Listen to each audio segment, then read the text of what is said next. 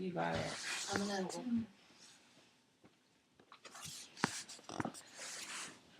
Hi, I'm Avery Burns, and I'm a Young Life Leader at Navasota High School, and I'm going to be talking to you today about the 3 things I learned about myself when I went to work week for a Young Life camp.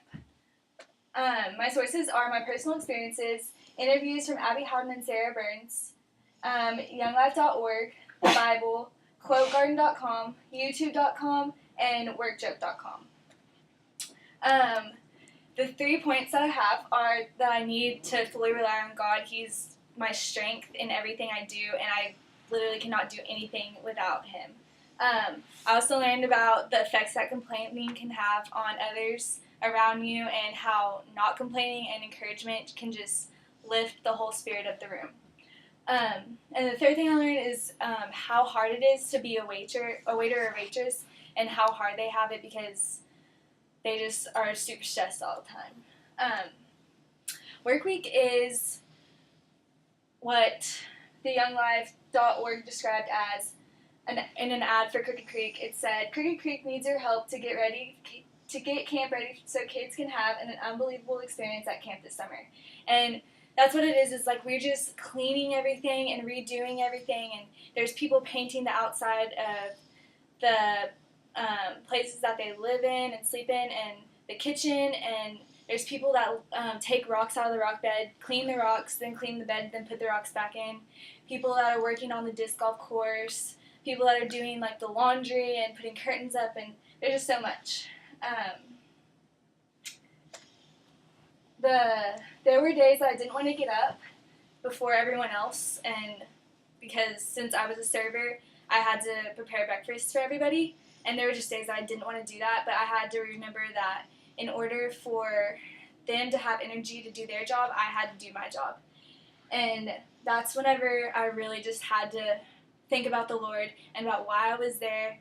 And that's why I put the verse Psalm 28:7 on it, because the Lord is my strength, my shield, and that's literally what He is. He's my everything, and without Him, I'm nothing, and I could not have done that on my own. Learn to accept in silence the minor aggravations so that those about you may not be annoyed with the dust and soot of your complaints. And that's by William Osler. Like I said before, we started work before everybody else, and then we also ended after everyone else was done, and that made it difficult sometimes to just be happy about our job and everything, and just complaints would just bring the mood down so much, and it just made it so hard to do the job in a good mood when everybody was complaining and not loving it. But then the times when we were dancing to music, we were super productive because we were all happy and in a good mood and super encouraging, and we just had to be that way in order to get the job done. One person that I worked with said that when people complained, it made the work so daunting and really exaggerated how difficult the work actually was, which is so true because it wasn't that hard, but whenever we talked about how hard it was, it just made it never seem like it was going to end. Here's a little joke for you. Waiter, this coffee tastes like dirt. Yes, sir, that's because it was only ground this morning. So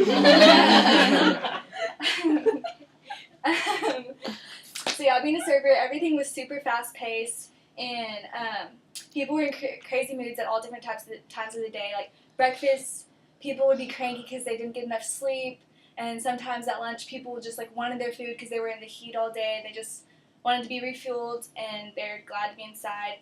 And dinner was just always super hectic because they got out early of their jobs and had time to run around and play frisbee or volleyball and hang out and stuff. So they were super hyper when they came to dinner, and so they always wanted refills of this and more of this, which is totally understandable because I'd be the same way, but it just sucked for us because we were going everywhere super fast and we were just going crazy.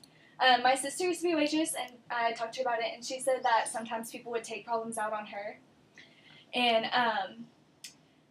they would, if the kitchen was taking a long time to make food, they'd get really aggravated that their food was taking forever, but it's not the server's fault at all, that's the kitchen's problem. And she would just say that people would just sometimes be really rude to her and she's just there to serve people their food and to like smile and have good conversation with them and make their day a little bit better. But a lot of times it just wouldn't end up like that. So now that I was at a server, every time I go to a restaurant, I always be sure to like sometimes I be sure to stack plates and put trash in a pile just so it's easier for the busters or whatever, and then I always tip really well. Being a server at Work Week was an awesome experience, and I learned so much from, and I can't wait to go back next year and have a totally different job that I learn a lot from too. Thank you so much for your time. Yeah.